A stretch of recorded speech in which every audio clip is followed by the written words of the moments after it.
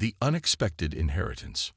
Maya Chen wiped sweat from her brow as she carefully extracted pollen from the rare night-blooming orchid. The university greenhouse was silent at 3 a.m., just how she liked it. Her research grant was running out in 2 months, and she needed breakthrough results. At 32, Maya was considered brilliant but difficult, too focused on plants that could survive extreme conditions to play department politics. "Just a little more," she whispered to the delicate bloom.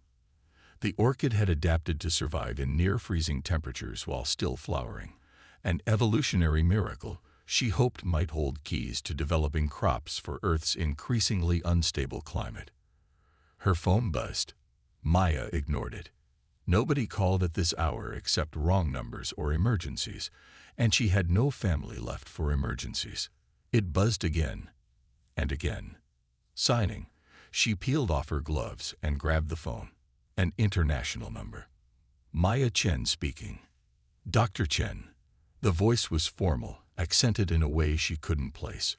"I represent the royal house of Astraxa. Your presence is required immediately regarding an urgent diplomatic matter." Maya snorted. "Right. Tell my grad students nice try.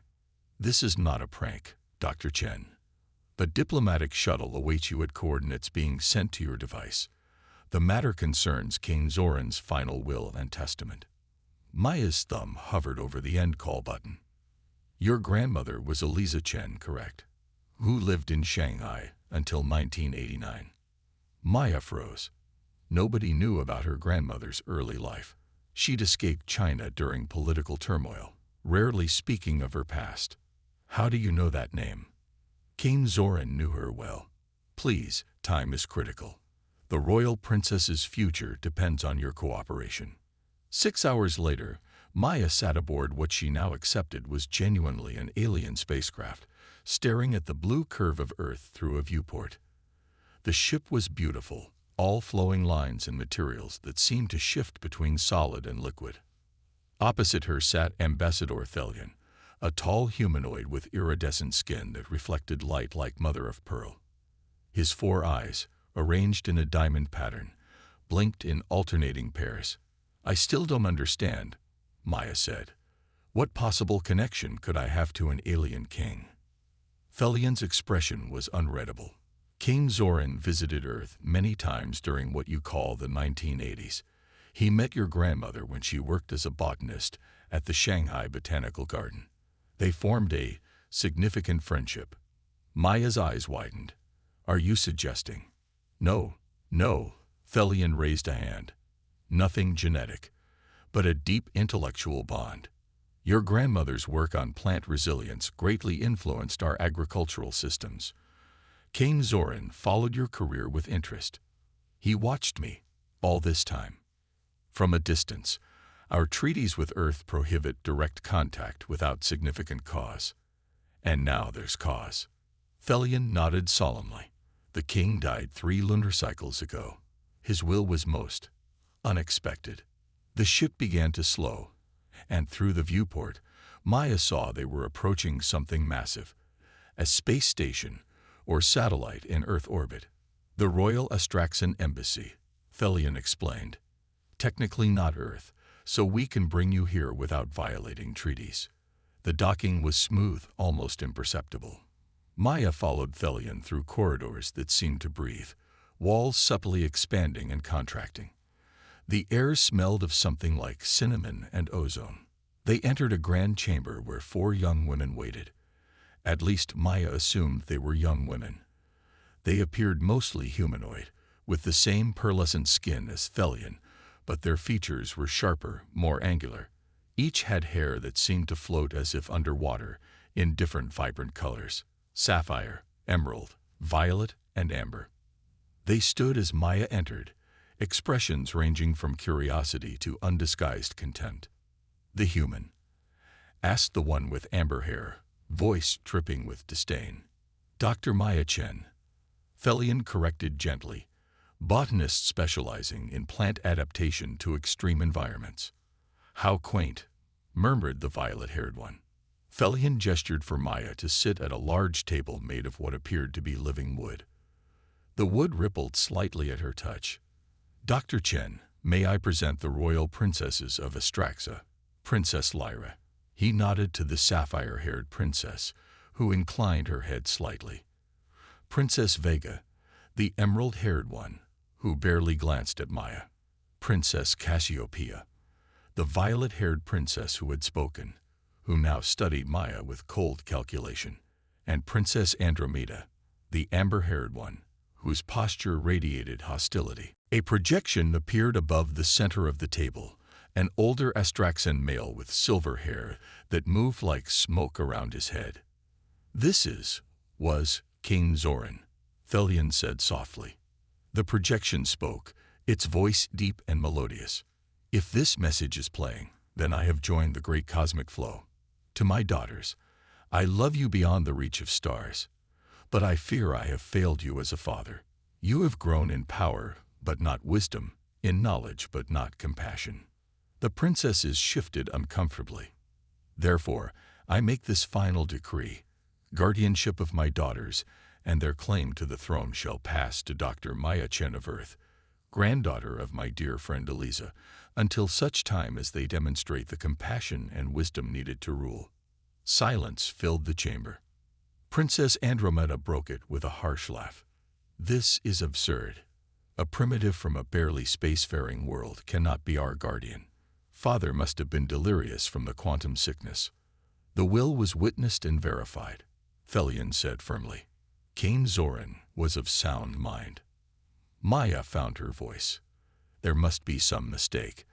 I know nothing about raising princesses. I work with plants." "Perhaps that's exactly why he chose you," Princess Lyra said quietly, the first words she'd spoken. "Plants cannot be bullied or bribed." Princess Vega rolled her all-black eyes. "We've been trained in statecraft since birth. We don't need a guardian, certainly not a human one." Thelion cleared his throat. "Regardless, the law is clear. Either accept Dr. Chen's guardianship or forfeit your claim to the throne." The princesses exchanged glances. "For how long?" Princess Cassiopeia asked coldly. "Until they demonstrate wisdom and compassion," Maya repeated, "whatever that means." "It means," Thelion explained, "that when Dr. Chen deems you ready to rule justly, you may ascend." Princess Andromeda stood abruptly. "This is intolerable. Our people will never accept it." "They already have," Thelion said. "The Royal Council ratified the will this morning." Maya's head was spinning. "Don't I get a say in this?" "Of course." Thelion turned to her, all four eyes blinking in sequence. "You may decline, though I must inform you that relations between our worlds would suffer significantly." "Great," Maya muttered. "No pressure." Princess Cassiopeia leaned forward. "Perhaps we can come to an arrangement, Dr. Chen. Accept guardianship officially, but allow us to continue as we have been. You return to your plants, we manage our affairs. Everyone benefits." Maya studied the violet-haired princess.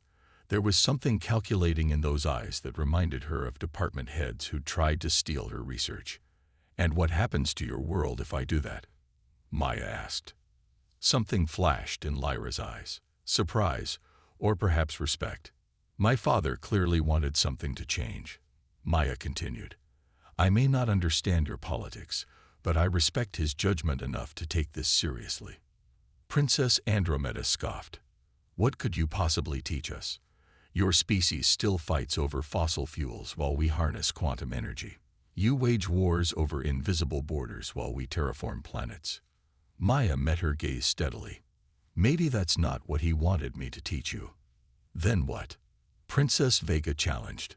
Maya thought of her grandmother, who'd survived revolution and exile, yet still spoke of beauty and growth. Of her own work, studying plants that thrived where they should die. "Resilience," she said finally. "How to bend without breaking." The agreement, when finalized, was both simpler and more complicated than Maya anticipated.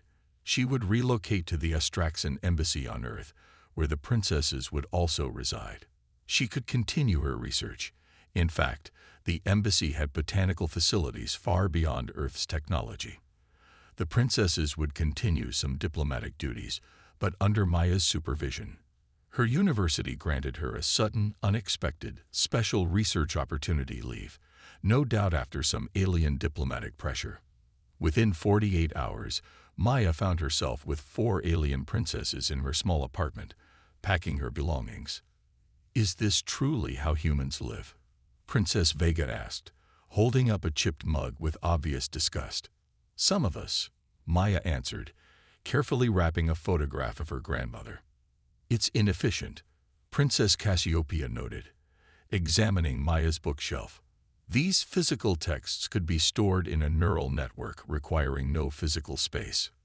"I like the feel of paper," Maya replied. "The smell of books." "Primitive sensory attachments," Princess Andromeda muttered. Only Princess Lyra remained quiet, watching Maya with those unsettling eyes. "Why do you grow things that don't yield food or medicine?" she finally asked, touching one of Maya's houseplants gently. "Beauty matters," Maya answered, "and every living thing teaches us something about survival." Lyra tilted her head. "Our botanists focus on efficiency and production, and yet your father valued my grandmother's work." Maya closed a box. "Maybe there's something to learn from primitive approaches." The embassy, when they arrived, was an elegant blend of alien technology and Earth aesthetics, located on a sprawling estate outside Geneva that had apparently been purchased decades ago. The structure seemed partly grown rather than built, with living walls and lighting that adjusted to occupants' biorhythms. Maya's new laboratory and adjacent greenhouse made her previous university facilities look like a child's playset. Equipment she couldn't begin to identify lined the walls, and plants from a dozen worlds grew in carefully maintained environments. "This will do," she whispered, running her hands over what appeared to be a molecular analyzer about 50 years beyond Earth technology. "Father always said Earth's botanical diversity was unparalleled," Princess Lyra said from the doorway. "Something about evolutionary pressure creating unexpected solutions." Maya turned, surprised to find the quietest princess watching her. "Your father seems to have been very wise." Lyra's expression hardened. "He was distracted, too concerned with philosophy and alien cultures when he should have been securing our borders and strengthening our fleets." "Is Astraxa at war?" "Not yet, but the Hive Collective expands constantly, and the Mechanoid Alliance grows more aggressive by the cycle." Maya recognized the fear beneath the princess's disdain. "And you believe strength is your only protection. History has proven it repeatedly." "History is full of arms races that end in destruction," Maya countered. "Sometimes the strongest strategy is to make peace so valuable that war becomes unthinkable." Lyra's hair rippled, a sign Maya was learning indicated strong emotion. Spoken like someone whose species hasn't faced extinction 3 times. Before Maya could respond, an alarm blared through the embassy. Red light bathed the corridors, and a voice spoke in the musical Astraxan language. Lyra's expression shifted to alert concern. "Security breach. We need to move to the safe room." She grabbed Maya's arm with surprising strength, pulling her through corridors that suddenly seemed to reconfigure themselves. They met the other princesses and several guards at a reinforced door. "What's happening?" Maya asked as they were rushed inside a chamber with walls that seemed to be solid metal. "Assassination attempt," Princess Cassiopeia said calmly, as if discussing the weather. "3rd one this month. Someone's trying to kill you." Maya's voice rose. "Of course," Princess Andromeda said. "We're heirs to the most advanced civilization in this sector. Our enemies are numerous." A guard approached, bowing. "Your Highnesses, Dr. Chen." The perimeter was breached by syndicate operatives. 2 were captured, 1 eliminated. They carried this. He held out what looked like a glass vial filled with shifting silver liquid. "Molecular deconstructor," Princess Vega explained, seeing Maya's confusion. "It breaks down organic matter at the cellular level. Quite painful." Maya stared at the princesses, who seemed entirely unfazed by the attempt on their lives. "And this happens regularly." "Political reality," Princess Cassiopeia shrugged. Power attracts danger. On Earth, we generally don't consider assassination a normal occupational hazard for political figures, Maya said dryly. Perhaps that explains Earth's chaotic governance, Princess Andromeda replied. Maya studied the vial, then the princesses. King Zoran's will suddenly made more sense. These brilliant, powerful young women had been raised in an environment where strength was everything and danger was constant. They'd never known anything else. I think, Maya said slowly, we need to make some changes to our arrangements. What changes? Princess Lyra asked suspiciously. The embassy is too exposed, too known. Maya thought of her grandmother's lessons about adaptation. We need somewhere unexpected. Somewhere no assassin would look for Astraxan royalty. You have a suggestion? Princess Vega's tone was skeptical. Maya nodded. My research cabin. In the Rocky Mountains, remote, defensible, and completely off any official records. A primitive wilderness dwelling. Princess Andromeda looked horrified. Exactly, Maya smiled. No alien assassin would ever think to look for you there. Absolutely not, Princess Cassiopeia declared. We require proper facilities, security protocols, which have already been breached, Maya interrupted. Sometimes the best security is obscurity. The princesses argued vehemently, but Maya stood firm. She was, after all, legally their guardian now. By dawn, arrangements were being made. The princesses would publicly return to Astraxa, but would secretly divert to Maya's cabin. Only Thelion and 2 trusted guards would know their true location. This plan is either brilliant or suicidal, she said quietly. Welcome to how humans survive, Maya replied. We improvise. The Earth's resilience.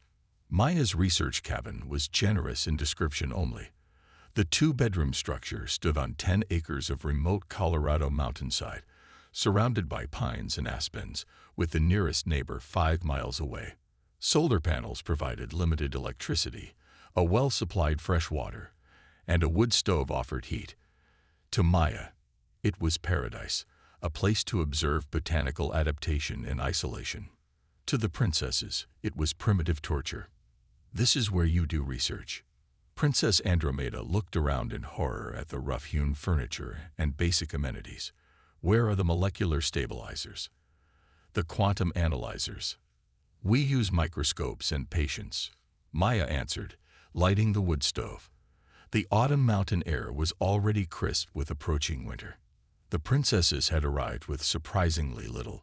Each carried only a small bag that somehow contained clothing and personal items through what Maya suspected was some kind of dimensional compression technology. They'd been transported via a small shuttle that immediately departed after dropping them in a meadow 2 miles from the cabin, a hike that had produced endless complaints. We should establish communication protocols, Princess Cassiopeia said, examining the cabin's old radio with disdain. This primitive broadcast technology is easily intercepted. That's the point, Maya explained. No signals to trace. If we need to communicate with Ambassador Thelion, we'll use the emergency beacon, but otherwise, we're dark. For how long? Princess Vega demanded. Until we're certain the assassination threat is neutralized, or until you learn what your father wanted you to learn. Princess Lyra, who had been silent since their arrival, finally spoke. And how will we know when that happens? Maya met her gaze. I suspect we'll all know. The first 3 days were the hardest. The princesses discovered that food didn't materialize from dispensers, clothes didn't clean themselves, and entertainment wasn't available on demand. Basic survival tasks that Maya took for granted were completely foreign to them. You mean we have to manually remove the waste products from these animal protein sources? Princess Andromeda looked at the fish Maya had caught with absolute revulsion. It's called cleaning the fish, and yes, Maya handed her a knife. You eat, you learn to prepare food. Our nutritional needs are compatible with Earth proteins, Ambassador Thelion confirmed it. Reluctantly, Princess Andromeda took the knife, holding it awkwardly.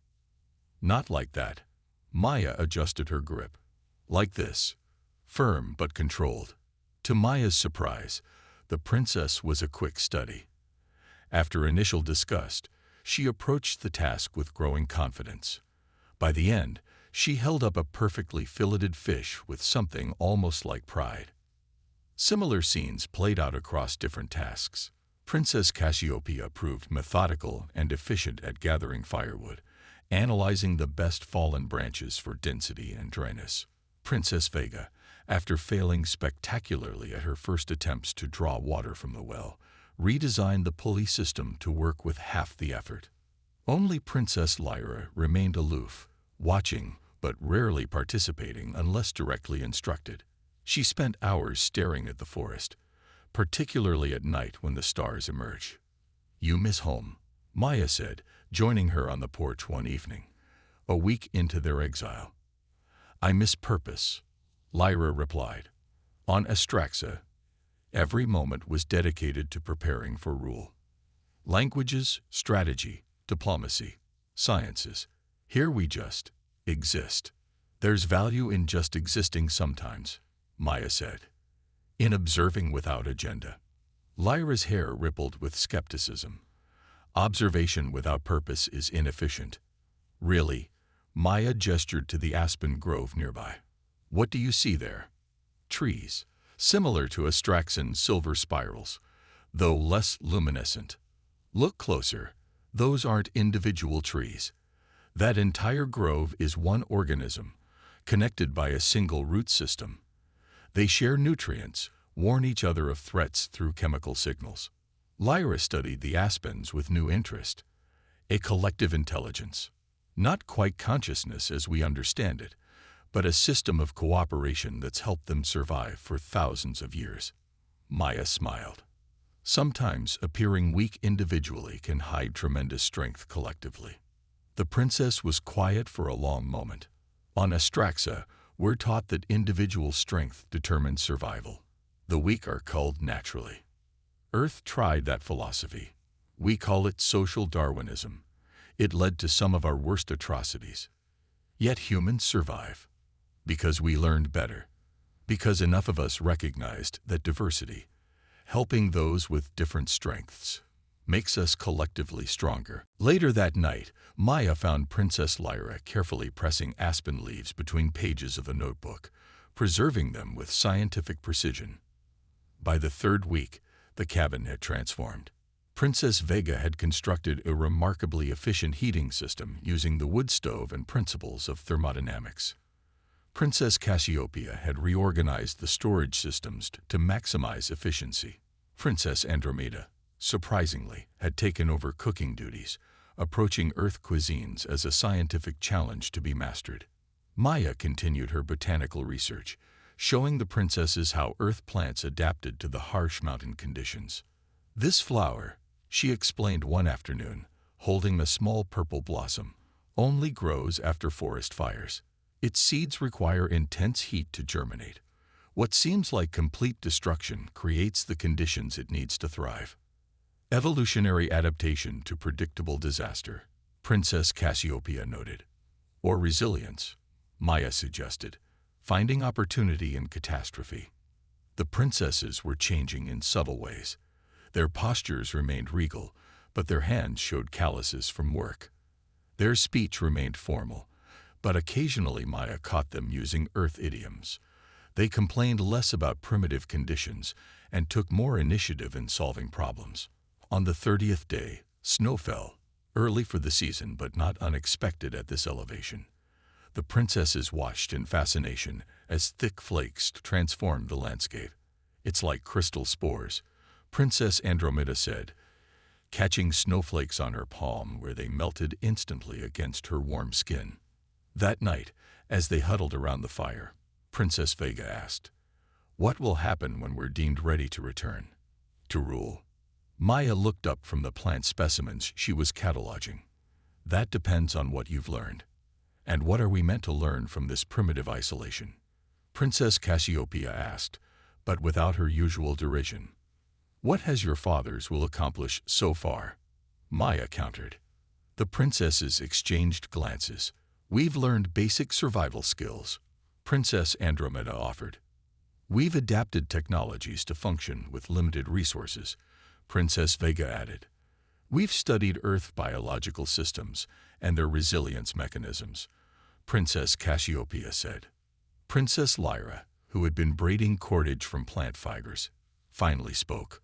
We've learned that strength isn't always visible, that systems appearing simple can contain profound complexity, that cooperation sometimes achieves what competition cannot. Maya smiled. Exactly. And the cabin's windows suddenly illuminated with bright light from outside.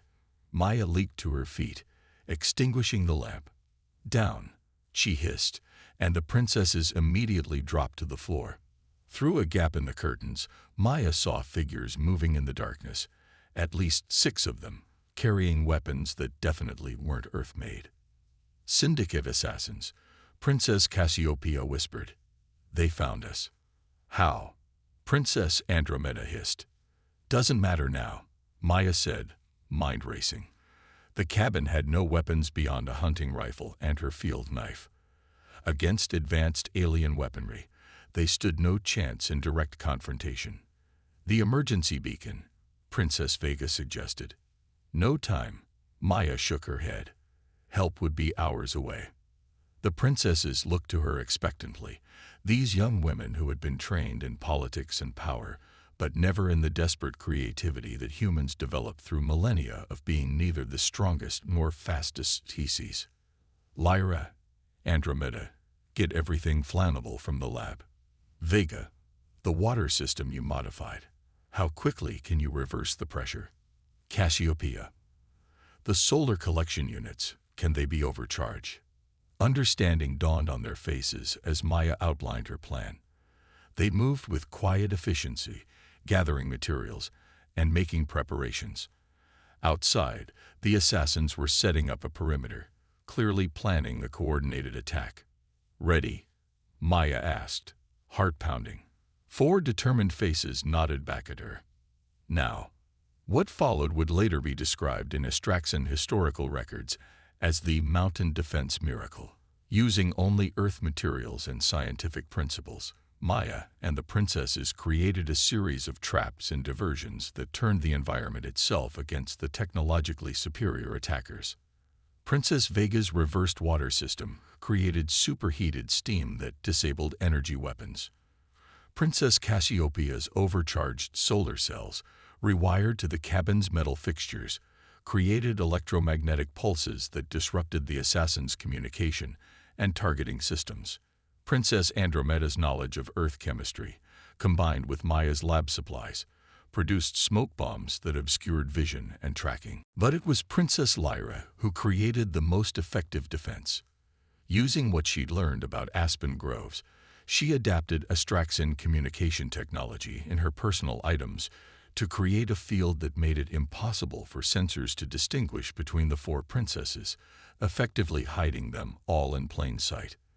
The assassins, expecting easy targets, found themselves outmatched by improvised Earth science and Astraxan technology working in harmony.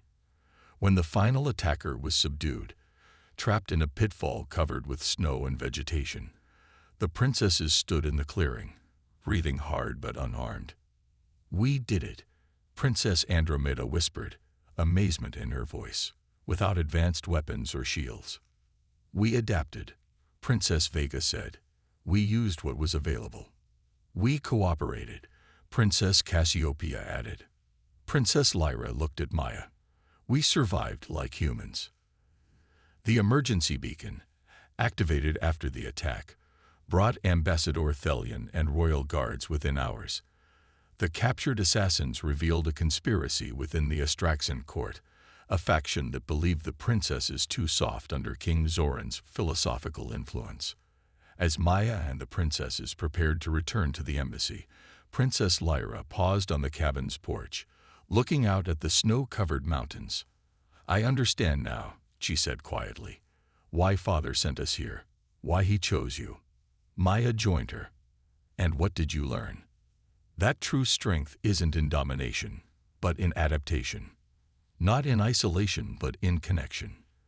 Lyra's hair rippled with emotion. Astraxa has superior technology, but we've become rigid, brittle. We see only competition and threat. While Earth, for all its flaws, has survived through resilience, diversity, and finding strength in unexpected places. Lyra turned to Maya. We need that wisdom if our civilization is to endure. Later, aboard the shuttle returning to the embassy, the four princesses sat together, changed from their experience. They still carried themselves with royal dignity, but there was something new in their posture, a grounded confidence rather than brittle pride. When we return to Astraxa, Princess Cassiopeia said, we will need advisors who understand Earth perspectives. Princess Vega nodded. An exchange of knowledge rather than mere diplomatic formality. Starting with botanical research, Princess Andromeda added with a small smile toward Maya. Resilience studies. Princess Lyra, watching Earth grow smaller through the viewport, said, Father knew that our people needed to learn what humans know intuitively, how to bend without breaking, how to find strength and flexibility. Will you come with us? Princess Cassiopeia asked Maya, as more than just our guardian, but as Earth's first true ambassador to Astraxa. Maya thought of her grandmother, who had befriended an alien king and seen wonder in the universe, of her quiet cabin and her research that might now benefit two worlds. I think, she said slowly, that's exactly what your father hoped for. As the shuttle accelerated toward the stars, Maya reflected that King Zoran's unusual will had achieved precisely what he intended, not just teaching his daughters wisdom and compassion, but beginning a genuine bridge between worlds that had viewed each other with either indifference or disdain. On Astraxa, they would no longer scoff at Earth's primitive ways, but recognize the profound resilience that had allowed humanity to survive and thrive against all odds.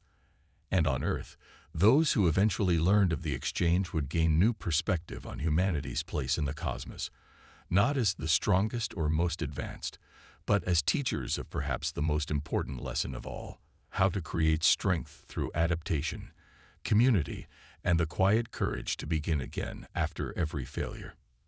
The four princesses, once so disdainful of Earth, had become its most powerful advocates, bound not by legal guardianship, but by genuine respect for the wisdom they had found in its mountains, forests, and in one stubborn botanist who showed them that true strength often grows in the most unexpected places.